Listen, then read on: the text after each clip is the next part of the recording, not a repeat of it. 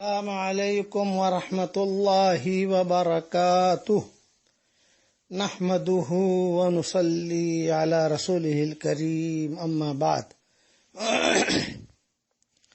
خوابوں کے سلسلے میں یہ تھوڑا سا مضمون اور سن لیجئے جسے میں اہم سمجھتا ہوں کہ خواب کی تعبیر کیسے دی جاتی ہے۔ یہ امید علماء کے لیے بھی مفید ہوگا۔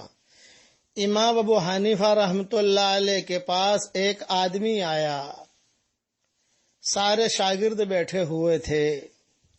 اس نے آ کر کہا کہ حضرت میں نے خواب دیکھا ہے کہ ابلا ہوا انڈا میرے ہاتھ میں ہے، سفیدی کھا جاتا ہوں اور زردی چھوڑ دیتا ہوں۔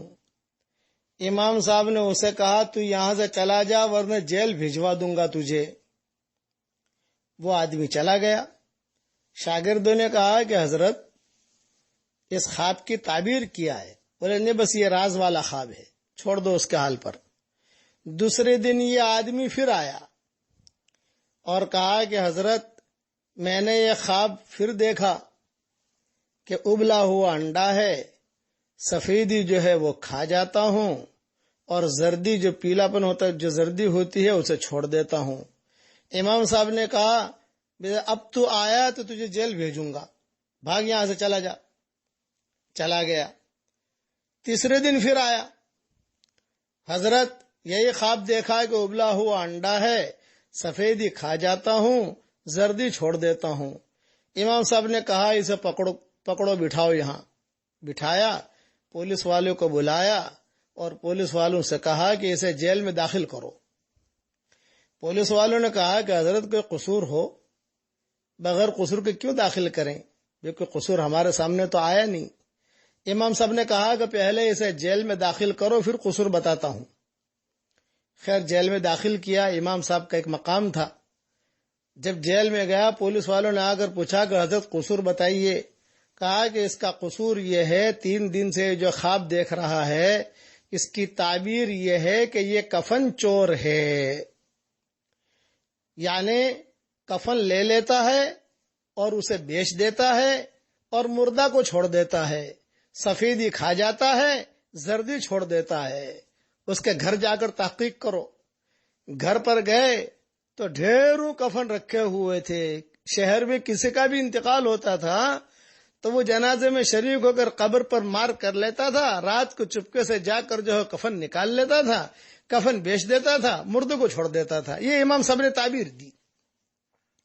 اس لیے یہ بہت گہری باتیں ہوتی ہیں جو عام آدمی نہیں سمجھ سکتا، لیکن یہ کہ اب اس سلسلے میں جو یعنی لب لباب ہے، خلاصہ ہے، خواب تو آئیں گے، اس میں کوئی شک نہیں ہے، اور وہ حقیقت ہے۔ حضور صلی اللہ علیہ وسلم بھی خواب دیکھتے تھے، مائیں بھی دیکھتی تھی، اور حضرت ابوبکر بھی دیکھتے تھے، صحابہ بھی دیکھتے تھے، بعد کے آنے والے لوگوں نے بھی خواب دیکھے، آج بھی لوگ خواب دیکھ رہے ہیں الحمدللہ۔ بس اس میں جو عورتیں اس میں زیادہ پریشان جو ہوتی ہے وہ عورتیں ہوتی ہیں، کہ عورتوں کے مزاج میں جلد بازی ہوتی ہے، بات جلدی سے سمجھتی نہیں، کچھ سمجھاؤ تو اس کا الٹا مطلب لے، خود تعبیر بھی دے دیتی ہیں، خود جو ہے اپنے دماغ سے بھی تعبیر نکال لیتی ہیں۔ اس کے لیے زیادہ خوابوں کو لوگوں کے سامنے بیان نہ کریں، بس یہ ہے کہ اور اگر بار بار کوئی خواب دیکھے کسی بھلے عالم کو بلا لیجئے، اس سے کانٹیکٹ کر لیجئے، اس سے بتا دیجئے کہ بار بار میں یہ خواب دیکھ رہی ہوں، ذرا میری رہبری فرما دیں، مرد ہو یا عورت ہو۔ اچھا، عورت اگر خواب دیکھ رہی ہے تو براہ راست عالم سے بات نہ کریں، اتنا یاد رکھنا، اپنے شوہر کو بیچ میں رکھیں، اپنے بھائی کو بیچ میں رکھیں۔ کسی کو اڑتا ہوا دیکھ کر یا کسی عالم کی بات بہت چل رہی اسے دیکھ کر یہ اس کے دینداری کا حساب کتاب نہیں لگایا جاتا۔ دینداری تو خود آدمی کی زندگی میں ہوتی ہے۔ آپ سے اگر کوئی آدمی فائدہ اٹھا رہا ہے، یہ ضروری نہیں ہے کہ آپ کی زندگی میں دین ہے۔ ابو ہریرہ نے شیطان نے ابو ہریرہ کو آیت الکرسی سکھائی تھی، تو سکھانے والا شیطان تھا، سیکھنے والے ابو ہریرہ تھے، تو شیطان رہا، ابو ہریرہ رہے۔ معاملہ تو یہ ہے کہ اپنا اللہ کے ساتھ معاملہ ہو۔ وَمَنْ أَحْسَنُ قَوْلًا مِّمَّنْ دَعَا إِلَى اللَّهِ وَعَمِلَ صَالِحًا، اللہ کی طرف لوگوں کو بلاوے بھی اور خود اچھا کام بھی کرے۔ ایک اللہ کی طرف بلا تو رہا ہے لیکن خود اس کی زندگی میں دین نہیں ہے۔ اس لیے یہ اللہ تعالیٰ اچھے خواب دیکھنے کی ہمیں توفیق عطا فرمائے، برے خوابوں سے، برے خیالات سے، برے وقت سے، برے ساتھی سے، برے دن سے، بری بیماری سے، بری رات سے اور ہر برائی سے اللہ تعالی ہم سب کی حفاظت فرمائے۔ والسلام علیکم ورحمۃ اللہ وبرکاتہ، وآخر دعوانا ان الحمد للہ رب العالمین۔